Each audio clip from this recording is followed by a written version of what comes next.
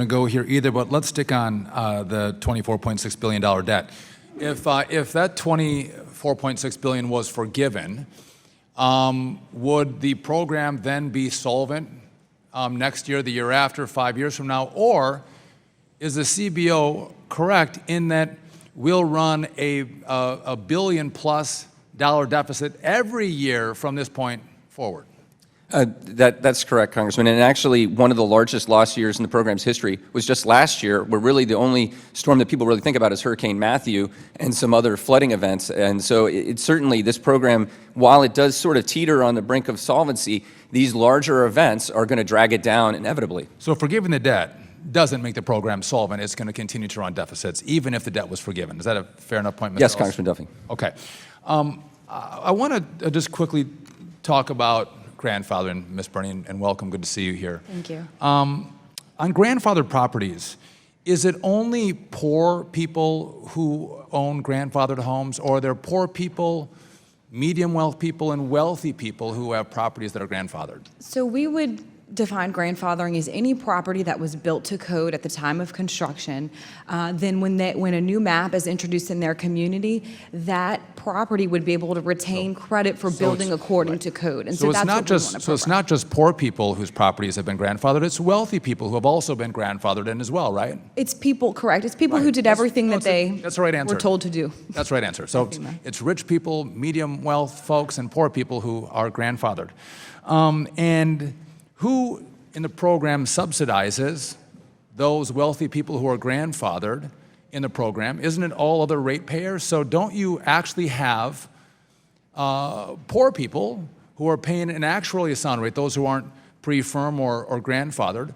Aren't they actually paying higher rates to subsidize rich people who have been grandfathered? So about the grandfathered no? properties, if you've built to base flood elevation and you've built to that standard, then FEMA considers you as mitigating their risk against having to pay a claim. But you could be making $1 million a year, and you could have your home that's grandfathered in, and you're getting a subsidized rate that a poor person in Louisiana who's paying a higher rate to subsidize that wealthy individual. That's correct, isn't it? I'm not wrong on that point. I would respectfully disagree. There was a property that we often use as an example last time around. Anyone else disagree with me on that point? Mr. Ellis, am I right on that point?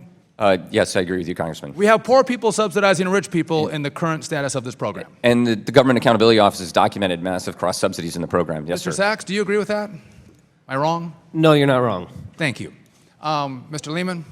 That's correct, and in addition, we don't actually, at this point, know how many grandfathered properties there are. FEMA is still studying that issue and is not expected to have a complete report till late next year. I find that to be outrageous, that we have a program where poor people can actually subsidize rich people who can afford to pay an actually sound rate.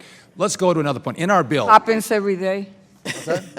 I'm sorry, I missed that. But if we can look out to 4 years from now, and 4 years from the enactment of the bill, we are going to remove $1 million homes from the program if your state commissioner certifies that a private market exists. Does anybody, now if we're not multifamily units, if we're talking just specifically replacement costs for an individual home of $1 million or more, does anybody think that's bad policy on the panel? I do. Why is that? Because setting that threshold doesn't consider the costs of construction in a lot of different regions. And the example I'll give here is where you have attached homes. And the engineering itself to actually rebuild, if you need to do that, can actually cost $1 million, because defining single-family homes is actually 1 to 4 families within a given property. So if I have my home and we rent out the top 2 floors because that's how we can afford to stay in our home, it may cost $1 million or just over to actually rebuild that property.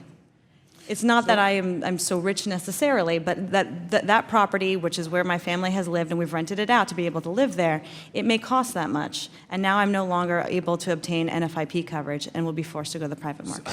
So if you have a home that has a replacement cost of $1 million or more, it's your testimony that we should not, if a private market exists, move that property into the private market. We should actually keep them in the NFIP, and potentially they could be grandfathered and they could be subsidized as well. Does that make sense to you, Mr. Lehman? No, we support the. Mr. Sachs, does that make sense to you? Our view is that all properties need to be insured at a risk-based rate. It doesn't matter who provides the insurance. Mr. Ellis? I agree with my colleagues. Can I just ask one quick question? We're moving from 31% on the Right Your Owns Commission to 25%. Does anyone disagree with that provision of the bill? Do we have agreement there? Yes. Ms. Burney? Yes. Okay. I yield back. Time of the gentleman has expired. The chair now recognizes the gentleman from Missouri, Mr. Cleaver, ranking member of our